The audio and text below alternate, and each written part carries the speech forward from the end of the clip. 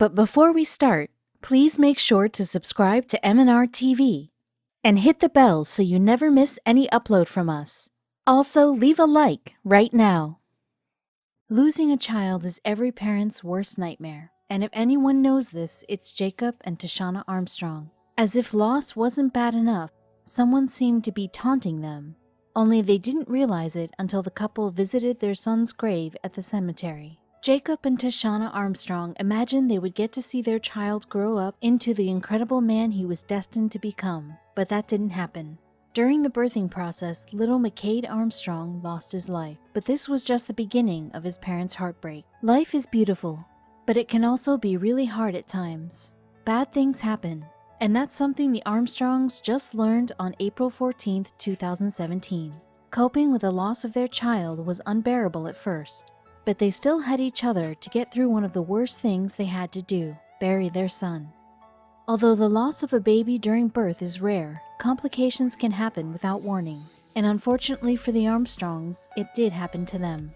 And although they would never be okay with him being gone, they still wanted to honor his memory and hoped others would do the same, but that wasn't the case. Mccade's life was short, but he still was and would always be a very important part of the Armstrongs' lives.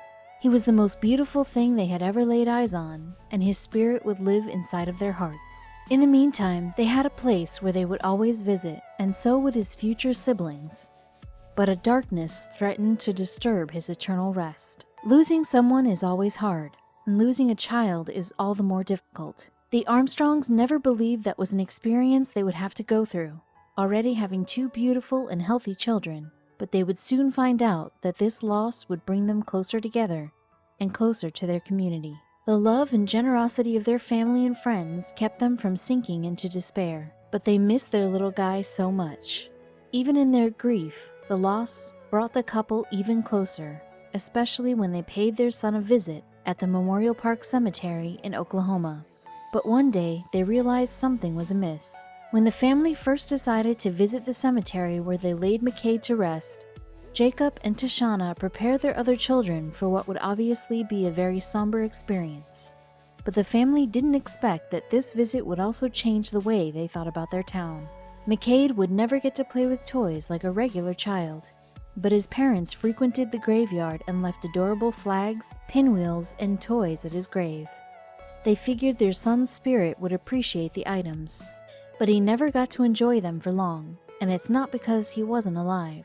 Leaving behind tokens of their affection on their son's grave was a coping mechanism, but it wasn't long before they realized that their son wasn't the only thing missing in their lives.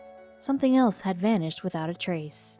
Unbeknownst to the Armstrong family, something amiss was going on frequently at the cemetery where they laid their child to rest. Whenever they laid toys, trinkets, or letters down on their son's grave, they disappeared by their next visit. Surely there must be a reasonable explanation for this phenomenon.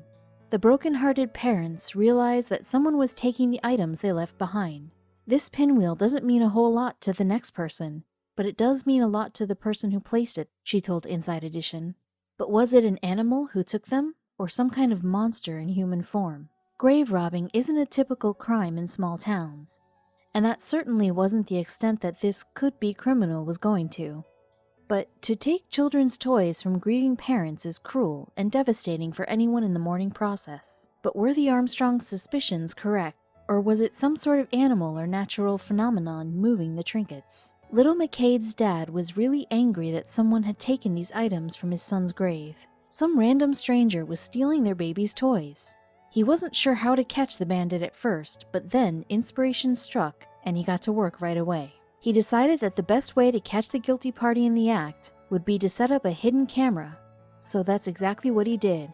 The camera was only a few feet away, but that's all he needed to learn the identity of the grave robber. To catch their thief on camera, Jacob Armstrong had to find specially made cameras that could be reliable and undetected by other people in the cemetery. Armstrong didn't want to harm anyone else's mourning experience or alert the thieves that there was something more valuable to take than a child's toy. The camera Armstrong chose would blend in with the trees behind his son's grave and not emit any light or sound while it was recording. Armstrong was willing to go to any lengths possible to ensure that his son could finally rest in peace. Once the camera was placed behind the trees, it was virtually undetectable. And because the camera could be controlled remotely, Armstrong didn't have to worry about being in the graveyard with the thieves to record their nefarious deed. Thankfully, the camera did its job and proved that it wasn't a curious animal or mysterious natural phenomenon moving their belongings, but a man who seemed to be purposefully taking the items. But would this footage be enough to catch their culprit? Not only did their camera catch a man stealing from their son's grave, the Armstrongs also caught the thief stealing from nearby graves as well, proving that this wasn't a targeted crime. And the strangest part was that the man seemed very nonchalant about what he was doing. Someone had been plucking the grave's precious trinkets, and that someone wasn't done. The responsible party didn't care that they were hurting the grieving parents. But they hadn't counted on the Armstrongs' ingenuity, and that was an oversight they would soon come to regret.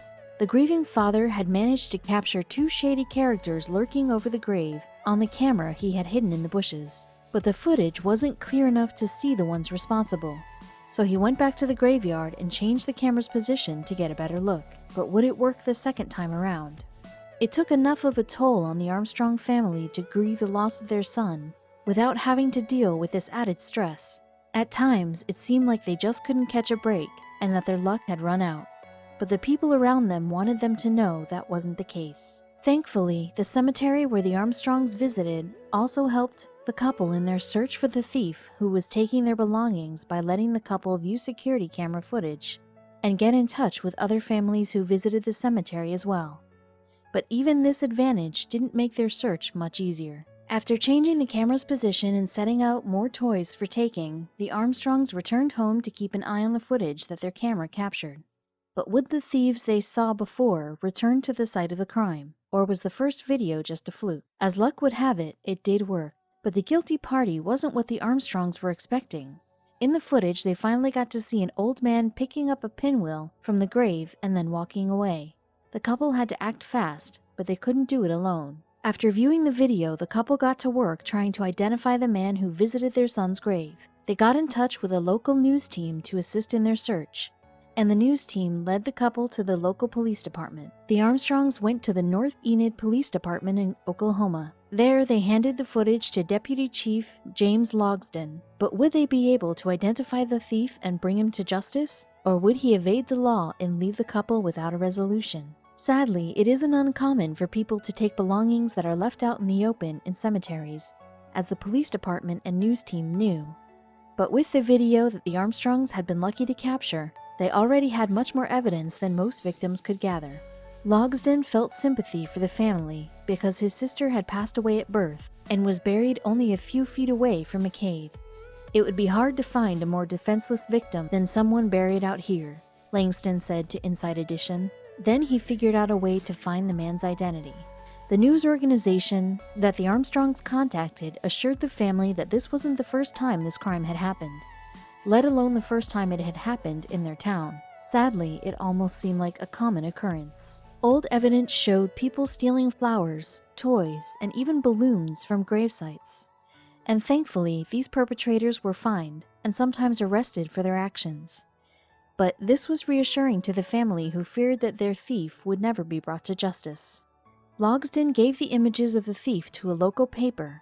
In no time, tips helped authorities identify the suspect as 77-year-old Alfred Boyer. Then, cops headed over to his location to finally bring him to justice for what he had done. A police body camera captured Boyer's arrest.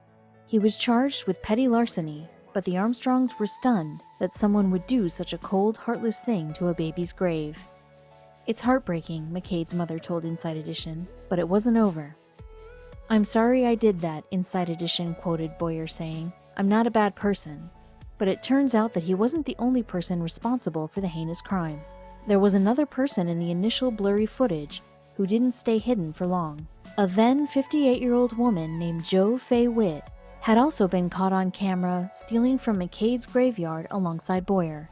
So cops went to her place of work to confirm that she was the culprit they were looking for. But when they arrived, she didn't seem the least bit surprised. Jo Fay Witt was known in town for only her criminal behavior. A few years prior, she had been arrested for prostitution and food stamp fraud. Sadly, she struggled to get back on her feet after her prior run-in with the law, and police knew just where to find her. Logsdon had gone to Brahm's restaurant to identify Witt as the second culprit. He spoke to her outside of the establishment, and according to an affidavit filed in the case, she claimed she knew why he had paid her a visit. She also gave more insight as to what she had done. According to the affidavit, she and Boyer had been driving around when he decided to go to the cemetery. Then they got out of their vehicle and walked around.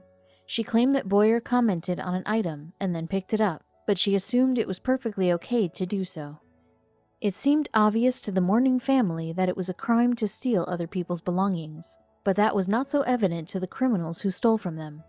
They thought that Witt must have been out of her mind to say something like that, until they heard what she had to say next. Witt claimed that she and Boyer had read an article from Memorial Park Cemetery asking people to remove items from grave sites so they could mow the lawn.